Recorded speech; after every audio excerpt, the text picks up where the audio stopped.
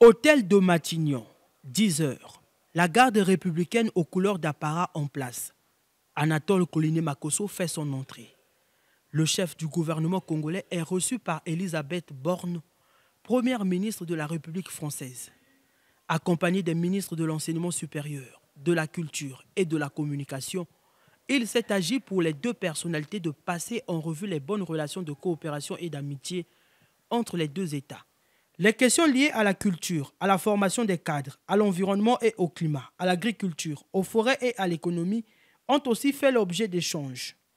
L'économie congolaise est encore dominée en partie par la rente pétrolière et Paris veut se positionner dans le processus congolais de diversification de l'économie avec un accent sur la coopération entre les PME et TPE françaises et congolaises. La France et le Congo entretiennent de parfaites relations historiques. Et cette rencontre qui fait suite à celle tenue à Brazzaville au plus haut niveau de l'État entre le président Emmanuel Macron et Denis Sassou Nguesso n'est que l'illustration de l'excellence des relations entre les deux pays. La coopération bilatérale entre nos deux pays, depuis mon dernier passage, souvenez-vous que nous étions venus ici en août 2021 dans un contexte marqué par la reprise des négociations avec le Fonds monétaire international et au niveau environnemental par la préparation de la COP 26.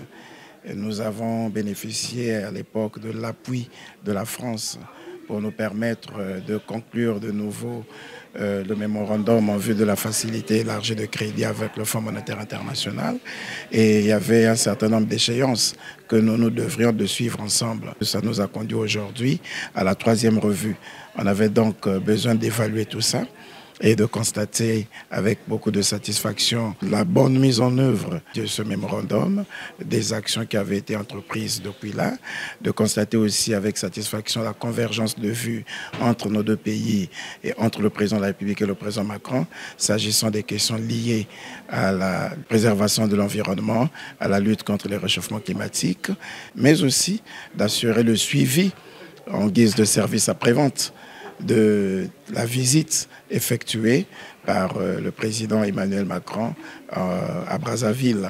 Et nous avons fait aussi le tour d'horizon de la situation politique internationale et de la situation des entreprises françaises qui évoluent au Congo, qui sont confrontées à d'énormes difficultés et les engagements pris par le Congo de parvenir à la réduction de la dette commerciale au profit de ces entreprises. Près d'une heure d'échange après, le Premier ministre a pris congé de son hôte sur une note plus que positive.